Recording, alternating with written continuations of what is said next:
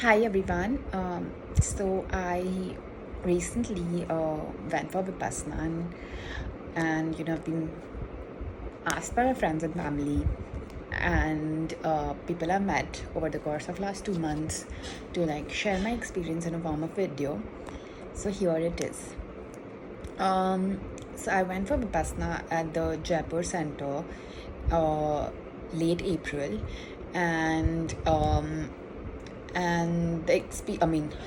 you start with like a 10-day course, which basically it's a residential. You have to live there for 10 days, and you have to eat there for 10 days. You can't basically get out of the center for 10 days. And you have to stay quiet for 10 days. So, which is called Aryamon or Noble Silence. So, I was actually, preparing myself mentally, doing a lot of yoga and meditation at home before I went for Vipassana, but it's actually totally really different from anything, any kind of breath work or meditation that we practice otherwise outside. Um, um, uh, it was quite challenging. The 10 days were quite challenging, and we would start our day by 4:30 a.m. Getting up was not a challenge for me because, it's such a great environment there, and when you've gone to learn something really new, so your brain automatically is determined to get up at 4:20, and there's a lot of like the gong rings thrice, and a server who are like people volunteering to support the uh, uh,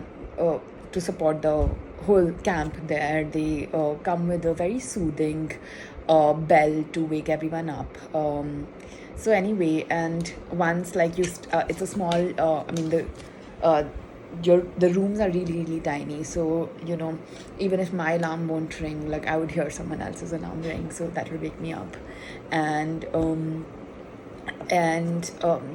I never showered at 4:30 a.m., but I'm sure like people were like really like showering before entering the morning meditation. So we would meditate from 4:30 a.m. to 6:30 a.m. and 6:30 a.m. sharp we would like go get breakfast, then come back, meditate some more, break, then meditate some more, break for lunch, meditate some more, and we would get like rest breaks in the middle, which we could use to like either lie down in our quarters or like take a walk around the center. So the area, the small garden which we were walking in, like overlooks a mountain, which was one of my favorite views personally, to just whenever I would feel really really exhausted by meditating so much and by just like um, dealing with my thoughts. I would just sit and stare at that mountain. So that mountain was just like I think everyone, like people I spoke to after the Noble Silence broke, everyone had their favorite spots. A lot of people had their favorite hills. So I think my hill slash mountain, whatever you want to call it, was that. The was the one right in front of the walking area. So Jaipur Center per se has a lot of birds. Um, they have some like 10 peacocks for like dogs. So how at homes we have like dogs mostly, or cats. So those peacocks were just like there, a family of langurs, and so many birds. So many birds.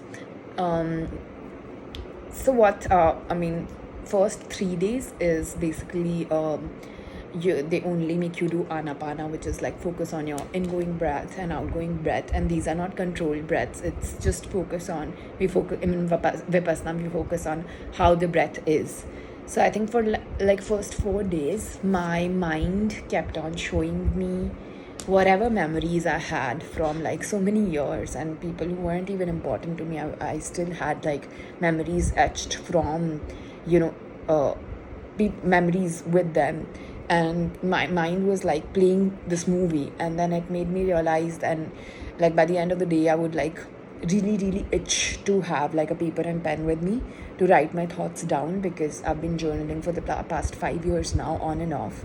I mean mostly on, but we weren't allowed to carry anything inside. And they were just like, my mind continuously kept on telling me that your your story has to be better than that. So I think for me, like, it was an eye opening that, it everyone is at their everyone is trying to make progress, and that at their own pace.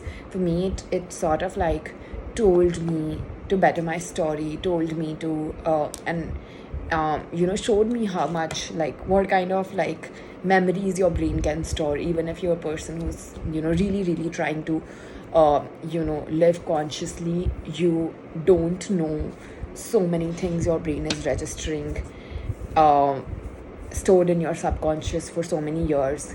So day 4 days was just like, viewing this movie silently and not being able to like control it. And basically in Vipassana you can't control anything. Day 2 was really really hard. I really wanted to run away. I cried in front of my meditation teacher. I can't do it.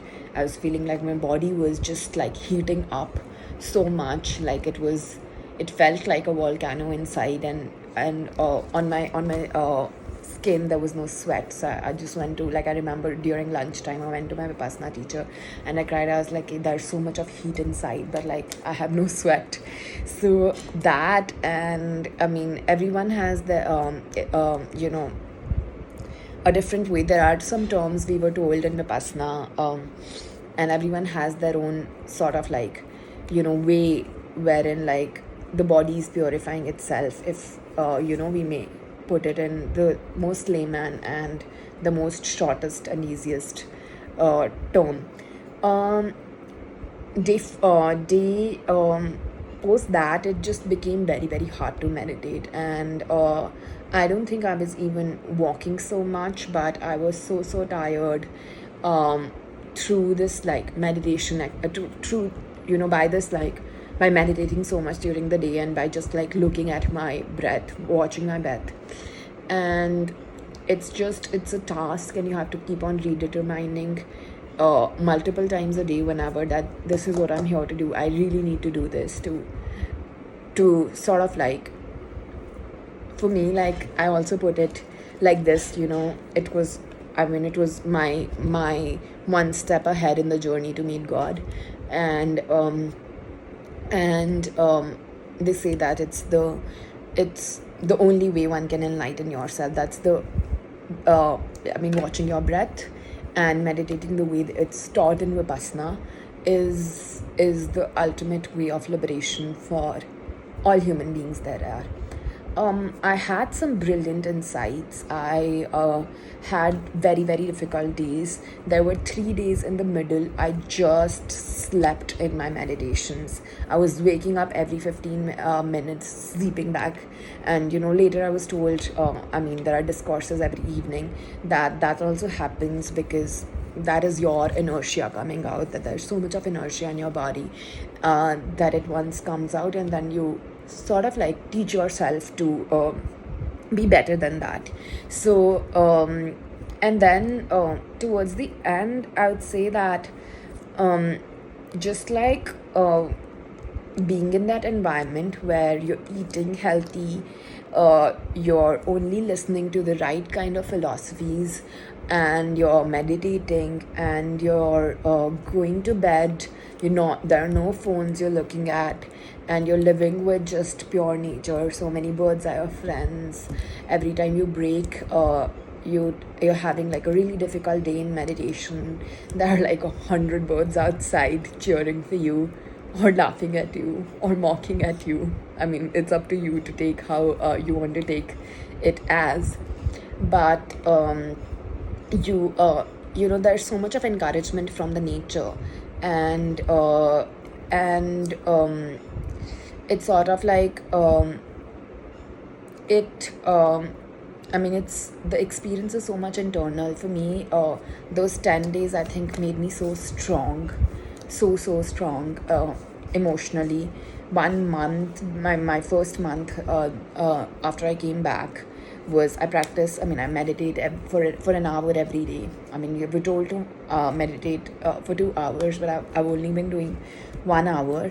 And though I would first like to talk about the very first month. As soon as I walked out, the very first month I spent at home, being with family and then meeting some friends later, was just super strong. I felt like I was obviously, like, even if like things were going wrong, um, I there was this core which was so strong, which I think, like, even if like whatever's going wrong, even if you're having, say, a fight with your sibling, or like fight with your spouse, or I think it can help you build that core super strong, that you don't get affected even if like there's so much happening. And this is precisely what they teach you in Vipassana, to like have a nature, like whatever's happening, you have to have, like, your attitude at all times should be of indifference. That is the practice of Vipassana in just. And whatever is happening in your environment, I think ultimately, you may be reacting, but that reaction is on such a superficial level that your inner being is like, I know better than this, and whatever is happening, I know is impermanent, and it nothing shakes your inside. They say you also like become wiser than before. Like, it obviously, like, wisdom is one of the three virtues of a Buddhist, three basic virtues of a Buddhist. So wisdom in the sense of like really knowing that what relationships are not important to hold on to in your life. And like, I came back and I realized that maybe I was already doing that, and I already done that in the last 5 years of my life. But after Vipassana, like, I made some decisions related to like who are the people who I need in my life, and what are the emotions I need to let go to like progress in my life. And it just like mostly in one word, like, resilience is what all of us are trying to work on to get closer to our goals in whatever life, professional, personal, be it fitness or anything. So I think being resilient, being more resilient is one thing that Vipassana, that nothing can teach you as strongly as Vipassana has for me. I feel like I've done a lot of, like, I've been meditating a lot since the last 5 years. I started with doing MBSR, which is the meditation based stress reduction program offered in the US. Then I did a meditation course with another organization in Missouri, which is similar to, it's called the Masuka, which is similar to what they do in Vipassana here, but I wouldn't say as intense or